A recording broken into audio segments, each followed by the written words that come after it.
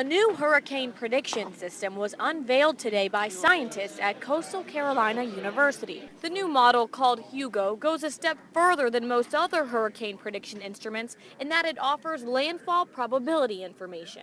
More than 50% of the population of the United States now lives along the coastlines, particularly in the southeast of the United States.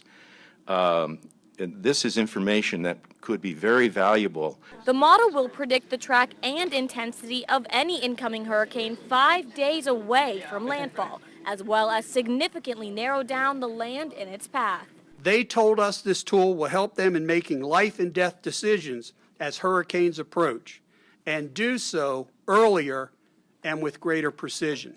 According to Hugo's latest prediction, the likely scenario for 2013 is one hurricane landfall. This Coastal Carolina University outlook consists of how many tropical storms will form, how many will become hurricanes, how many will become major hurricanes, and then how many are most likely to make landfall.